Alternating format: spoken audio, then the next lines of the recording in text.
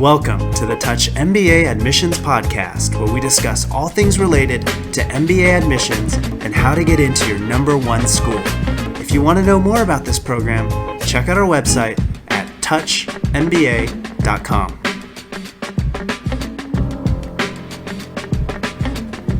Welcome to the Touch MBA Podcast. This is your host, Darren, and today it's my pleasure to introduce Mr. Dirk Hopfl, who is Managing Director of Southeast Asia, Hong Kong, and Taiwan IE Business School. IE is one of the top MBA programs in Europe and in Spain, and it's our third or fourth program from Europe to be on the podcast. So I'm really excited to learn more about this program. Welcome to the show, Dirk. Hi, Darren. Thanks for having me. Great. Dirk, what makes the IE MBA unique? IE is a one-year program, okay? So it's a short, intensive program, and it's pretty much focused on entrepreneurship. We understand entrepreneurship much broader than setting up only your business in your home country or in other places. But as well, we understand entrepreneurship as corporate venturing, business development, expanding family businesses, take over family businesses, social entrepreneurship. So within the MBA program, you have all of our MBA students have to write a business plan as a mandatory project, and you can continue, let's say, your entrepreneurial venture throughout the program and actually present it to investors at the end of the program. So that's one core aspect, let's say, of IE. Second part, let's say, or second aspect probably you can definitely look at is about change. So we emphasize into change, personal changes, corporate changes, global changes, changes impacting us, I think, in any time, especially in a more and more globalized world, fast changing environments where we have to adapt. So we definitely showcase this within the program. Nonetheless, I will emphasize that uniqueness is a kind of personal attribute. So what might be unique for some person about IE might not be for another person. So usually select an MBA program mostly for personal reason, and you have really to see the fit of your profile into that institution and to see how the institution fits to you. Absolutely. And I definitely saw IE's focus on entrepreneurship, all over your site. And one option in particular grabbed my attention, and that's the Venture Lab. Correct. Yes. Can you just talk a little bit more about the Venture Lab and the opportunity for students who are interested in entrepreneurship, and what opportunity that gives them? So the Venture Lab has two phases. So every student, as I mentioned before, can actually write the business plan throughout the program with support from faculty members, alumni from IE in that particular industry or function you want to develop your business. At the same time, there is a group of projects which get selected for a more specialized Venture Lab, in which you get professional assessment from lawyers, from communication agencies. Usually those are projects which are on high demand, let's say, for angel investors, investors in general. At the end of the program, you always have the chance to present your business plan to investors. We are conducting, not only for graduate, but also for our alumni, global venture days, which we have been running already in Latin America, in Asia, Middle East, in Europe, of course, where alumni and graduates actually can present the business plans to local investors. Many times investors in Spain, they're not too familiar with Vietnam or China or region, so they might not be interested in investing in projects which are happening in these regions, but at the same time have taken the venture days outside of Madrid and bringing them where the projects are going to happen, increases the likeliness to get funding from investors. That's fantastic. So maybe IE could also stand for international entrepreneurship as well. Yeah. Sometimes people take that as a reference. So are there any new exciting developments this year with the IE MBA? I mentioned change. So we have been working in our change and action section, addressing kind of global topics. So this year project have been making an orphanage in Pakistan sustainable. So actually where we had students working together with an orphanage to make it prepared for the future. Most of the activity or proposals have been already implemented. But we're taking, let's say, looking into social aspects, but we're looking into a lot of kind of corporate projects, let's say, where students can work on. At the same time, we have been developing recently quite a range of double degrees with universities, mainly in the US, Brown University, Yale, MIT, where students can get a second degree, one European degree, one usually US degree, which gives them access, let's say, to two brands, two alumni networks, and probably allows them to scale their investment. We are working as well with universities in Singapore, China, South Africa, Brazil, UK, US on short exchanges, which are 1 week exchanges to certain regions to learn more, get more exposure, let's say, to those areas. Can be as well, let's say, focusing more on certain industries where IE might not be totally specialized in, such as luxury brand management or other fields where there are more experts, let's say, in other universities. I noticed that, I already from what you've told us, like IE is a very international business school. And I saw that there's over 80 nationalities represented in each cohort. Is that correct? That's correct. The overall student body at IE probably has about 100 different nationalities on any present time on the campus. Wow, that's really amazing. So it sounds like a very international experience and network, but why should candidates get their MBA in Madrid and in Spain in particular? I would say I think there are several aspects. I think if you think about Spain, for many people, it is a new cultural experience. Okay, so it's definitely something which adds value, especially in the globalized world. Cultural exposure, understanding how people act and react, it's definitely positive and a value add, let's say, when you're dealing with customers or providers around the world. Secondly, I would say language, learning Spanish. It's not just only, let's say, a survival necessity, let's say, for being in Spain. But if you think about as a business opportunity, you have the whole Latin American continent, which is Spanish speaking. And business opportunities are rising, let's say, between Asia especially and Latin America in the recent times. So it definitely is as well an opportunity, let's say, after graduation, if you manage to speak the language. Definitely, I think thinking about Spain and what has been in the media over the past couple of months or years is the crisis, Euro crisis. Spain has been one of the focal points.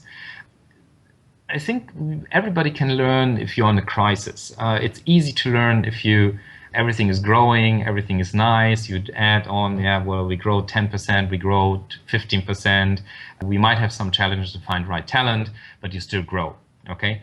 Learning in a crisis environment helps you actually to realize how you impact change with your decisions, how you step out of a crisis if it happens. And right now, the Eurozone is in a crisis.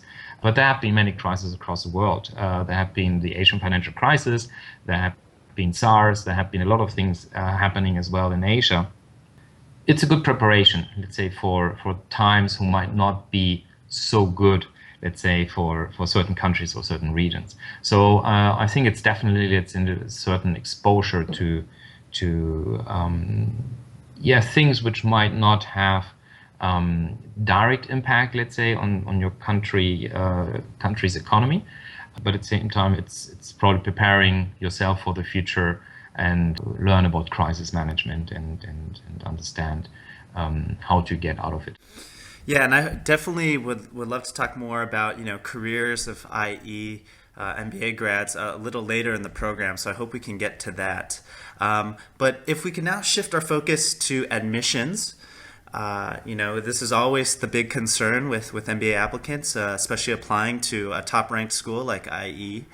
So could you just walk us through and demystify sort of the application process? What happens between the time an applicant submits an application to when he or she hears back from IE? Okay, it'll be quite easy. The admissions process is quite straightforward. We have an online application where people register. They have to fill in a couple of questions, essays. And the essays probably in some ways are quite unique just because you're not asked only to write written essays, but you as well can express your essay in a different way. You can upload a video on YouTube, you can make a PowerPoint presentation, you can make a photo reportage, which actually caters to the diversity or the diverse student body at IE. So as you mentioned, we have people from 80 different nationalities in the international MBA. But diversity ends not just only there. It's probably a little bit broader than that, looking into different academic, professional, and functional backgrounds. So for some people, it might be much easier to express themselves in different ways than in a written means. So it's in that sense, I think from the admissions point of view, application point of view, it's definitely different and unique. Once you submit your application, you will have to take your GMAT or GRE. You also have the possibility to take an IE admissions test. Once you submit all the documents, the admissions committee will revise your application, will select you or not to the interview. After the interview, it usually will take about another 2 to 3 weeks to get a final feedback. So the whole process usually lasts about 6 to 8 weeks from the moment you submit your application. Got it. And you mentioned the IE Global Admissions Test. Can you explain what that is? I mean, do all applicants have to take that test? No, it's an alternative to the GMAT or GRE. So people can take it once they submit their application. So it's a test which does not require any preparation, just because the test is based on capacities rather than knowledge. You just come to the test date and you take the test. There are no examples, which for some people makes them a little bit nervous. But if they can deal with uncertainty, usually it's an real alternative to the GMAT or GRE, which usually requires quite a bit of preparation. Oh yeah, definitely. I'm sure candidates would love to hear about a test that doesn't require preparation, but also be a little apprehensive as well. I mean, could you just briefly talk about what types of questions are asked? It's a multiple choice test, paper-based. You have 3 different areas, which is about verbal, numerical, and diagrammatical, logical questions. Very business focused. So it's not something where you talk about science, about any other topic, which might not be related to business. So in certain sense, very much related and targeted towards information we would like to have, let's say, of a candidate for an MBA program. I think that's a very unique and interesting approach to test, applicants. And in terms of your deadlines, so I know you have 2 intakes, correct? One in April and one in November? Correct. We have, these 2 intakes you mentioned. IE does operate on a rolling admissions basis, so we don't have any established deadlines for the admissions process. So you can actually submit your application anytime you want. It might happen, let's say, if you submit your application too short before program start, that you actually will be waitlisted or there are no spaces left. In that case, you would be able, let's say, just to transfer your intake to the following one. So the admission usually is valid for 2 intakes, which makes it easy, let's say, to transfer from one intake to the other one. Right. And so if I'm targeting, say, the April intake next year, do I have a better chance if I apply now, as opposed to 3 months before? Or no, basically we don't. Let's say we process applications once we receive them, and we don't really compare candidates. So whenever you qualify for the program, you will get admitted. So there's no better chance if you apply earlier or later.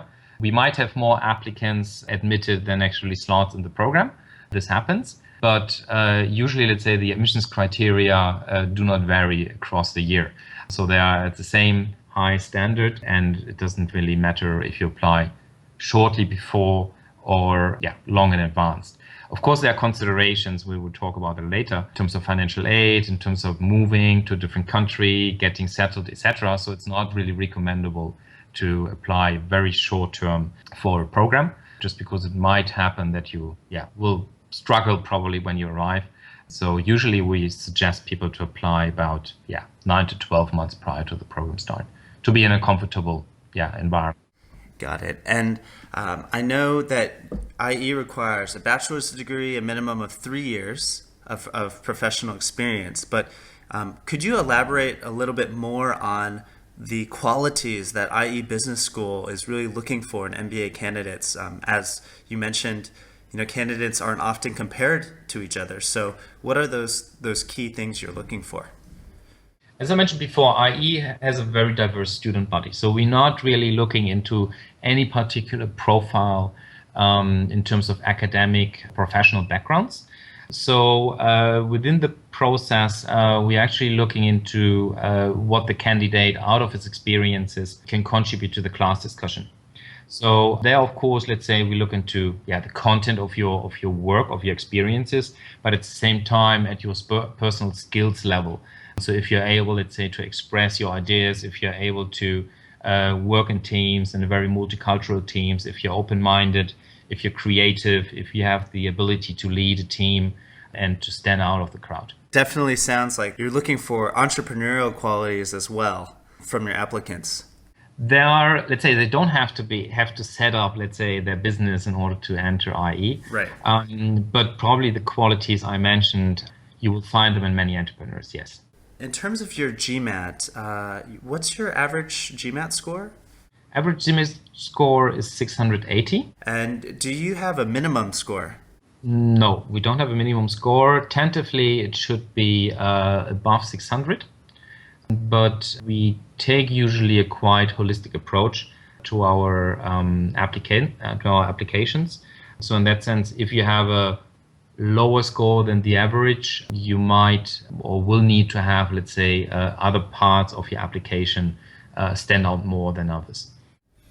So if you could leave us with maybe a few tips on anything applicants can do to improve their chances at a school, of getting into a school like IE. So we're looking for well-balanced, well-rounded candidates. I mentioned the personal attributes.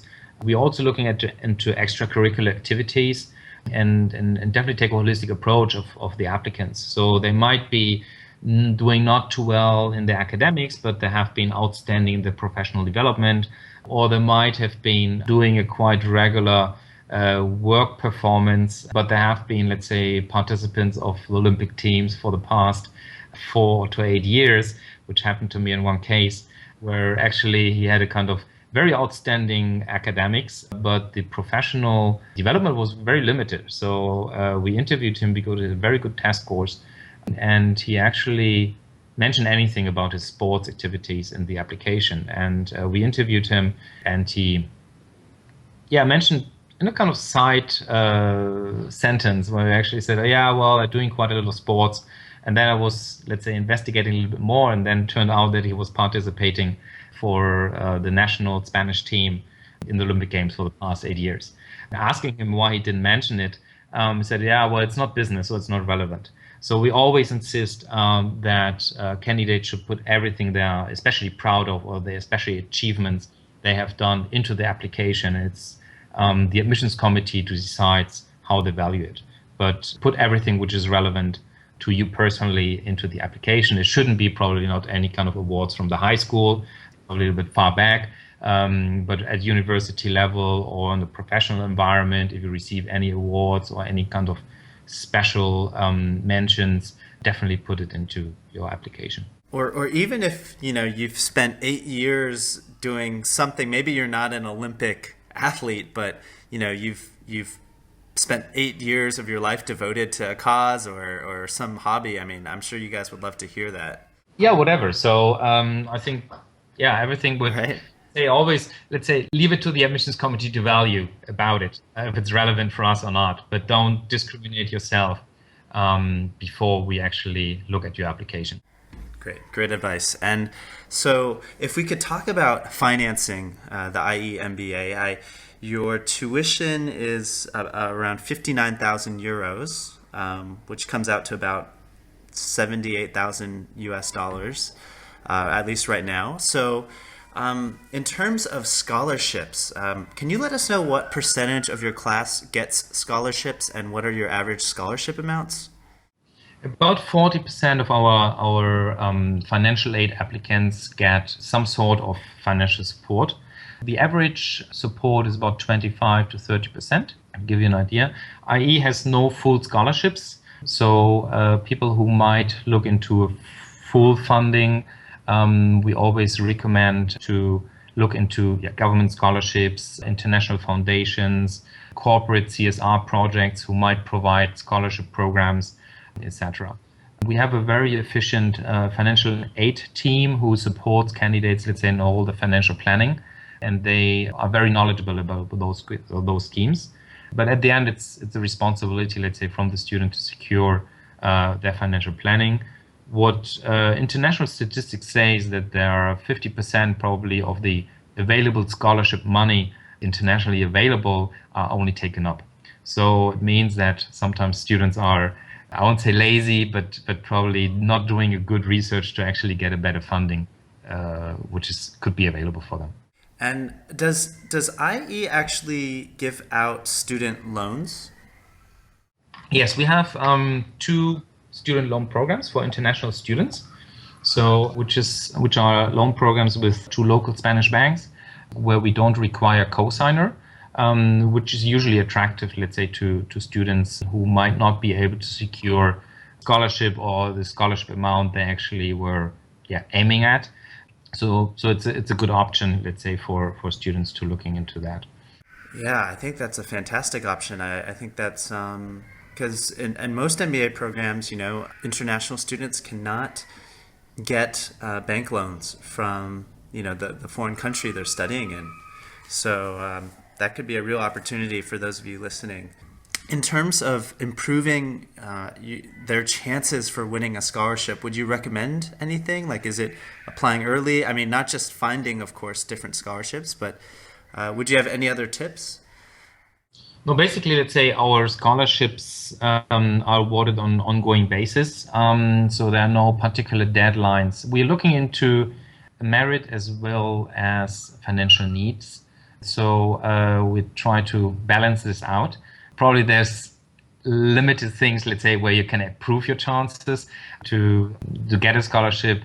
Okay, great. And so now if we could talk more about careers for IE MBA graduates, which is always the number one concern for people pursuing MBAs. What could you tell candidates who are concerned about, finding a job after getting their MBA from IE? Usually, when you graduate from IE, your student visa will last probably about 2 to 3 months longer than actually your program lasts. So you have some time, let's say, to search for jobs in Spain. What we notice, let's say, currently, because of the crisis in Spain, there are a lot of companies actually expanding internationally. Spanish exports are on an all-time high, and we have seen more and more actually international students securing jobs for Spanish companies in order to probably help them for the expansion into different regions. So in that sense, there are possibilities. There's no automatic work permit in Spain, but usually when a company wants to hire you, a particular person which might not be European citizen, they usually will get managed to secure the work permit for them. How many full-time students actually stay in Spain to work? I mean, maybe this has gone down recently, but... So from our experience, it's about 20 to 30% actually stay in Spain after graduation. The rest of the students move abroad. The international profile of the students actually indicates that not everybody, let's say, who actually studies at IE plans to stay in Spain after graduation. So there are a lot of people moving back, they're corporate sponsored, they're setting up their businesses and moving, let's say, back to the home country or whatever project takes them. So it's not always, let's say, for them a kind of first priority to actually stay in Spain after graduation. Yeah, and Dirk, given your experience in the Asia region, what would you say to Asian MBA candidates who are concerned about, maybe IE's brand name in Southeast Asia or East Asia, in terms of, working with some of the big name corporate employers out here? We have the IE alumni network in Asia is about we have about 1,000 alumni in the region. In Southeast Asia, about 250. So we have a growing network. So I wouldn't say established network, but definitely growing. Every year we have about 150 to 200 students from Asia coming to study at IE. So in terms of networking, it's definitely a strongly growing network. And due to our regional offices, we have offices currently in Japan, in Korea, in China, in Singapore, in Australia, and in India. Helps, let's say, also in terms of career opportunities and branding and being physically present, let's say, far away from our campus. Yeah, I feel like IE is taking a very active approach to, expanding internationally in Asia and around the world. I don't know many other MBA programs that have so many development offices, in different countries. But given the 13-month nature of the program, it's super accelerated. Could you highlight any unique ways your career services help students, find opportunities they would like to pursue? We have probably one of the most complete career advising programs along the MBA program. So there are sessions, let's say, which are starting from day one. People get assigned to a personal career advisor to actually give them orientation where to go. I mentioned change as one of the themes of the MBA. And for many students, actually, they're aiming in somewhat kind of change, also in their career after graduation. And we feel that the career advisor take a very central role in defining what steps to take for the future career planning. So the career advising program works, of course, with resume preparation, cover letters, etc., but also on personal branding, on networking, on mock interviews, salary negotiation. So a lot of very broad focused topics. And more specifically, for certain industries, we prepare them, let's say, for consulting, investment banking, those areas where most of the students are actually moving into. Great. So every student gets a personal career advisor. Correct. Oh, that's fantastic. Okay. And so if our audience would like to learn more about IE and talk to, a student of the program or alumni of the program, how would you suggest they do that? They can, definitely contact one of our offices across the world. As I mentioned, we have currently about 25 offices worldwide in Latin America, in the US, Middle East, Asia, and some of them in Europe as well.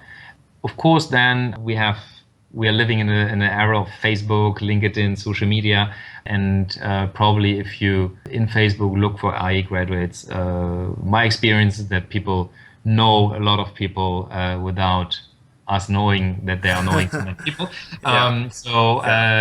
If you ask them, okay, do you need any kind of contacts or whatever? Oh, no, I found already some people in Facebook, on LinkedIn or whatever. So I think nowadays, it's not very difficult to find alumni, but I think the best way is always to get in touch with the offices, just because they might have additional information regarding a certain academic topic or any link to any particular alumni who might give them certain feedback on the program they want to study, on the field they would like to work in after graduation, etc. Great. And do you do any sort of pre-assessment service? So if a candidate isn't quite sure if IE is a good fit, they could talk to you or send you a resume. Do you do that sort of thing? We definitely give that feedback. So the candidates send their resume, so we have a look at that. And usually I think the information we provide gives them an indication of which program might be the best one to take. It's always good, let's say, when to know what you would like to do after graduation. So the past doesn't predict the future, as we know. And it depends pretty much on the career plans, how effective a master degree in general could be for the career development of a person. We've talked a lot about IE so far, but is there anything else about the program that you wish, more candidates knew about, like a constant maybe misunderstanding of the program or something that you'd like more candidates to know about? I would say IE has a very hands-on approach. So we're using case study methodology to a quite large extent, which gives the opportunity to actually exchange experiences between the candidates or the students, as well as learn from the faculty members. We have about 250 to 300 part-time faculty who are actually coming out of the business to teach at IE. And we make an emphasis, let's say, that you really get knowledge which you can apply on day one, let's say after graduation when you start working. So it's not extremely theoretical focused. Of course, theory is important and you will learn it. But for us, the practical focus probably has a more important focus than the purely theoretical aspect. Yeah, actually, just on that note, I noticed that you have a lot of core curriculum classes.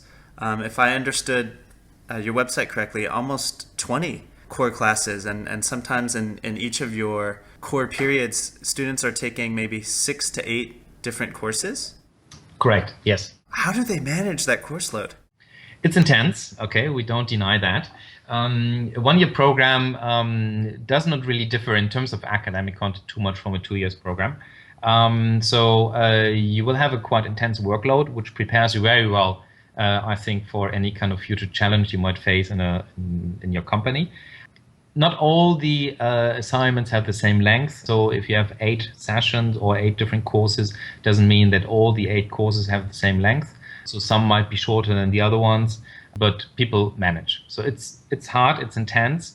It's a lot of time management, a lot of taking priorities, efficient teamwork, but people manage and people survive and people have time to have fun, engage in student clubs, party, sightseeing, etc. Wow, it sounds like a really intense experience. So, Dirk, if you could leave us with 3 words, what 3 words would you use to describe IE? I would say entrepreneurial, diverse, and personalizable. Personalizable. I think that's come through loud and clear on the podcast. Dirk, thank you very much for your time, and hopefully we can have you on next year to talk about any changes to the program. Yeah, thank you very much for having me, and you're most welcome. Thank you. Thanks, Dirk. That's all, folks. Don't be shy. We have a mailing list at touchmba.com.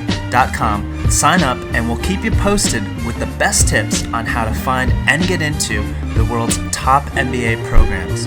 You can also follow us on Twitter at touchmba. Thanks for listening and see you soon.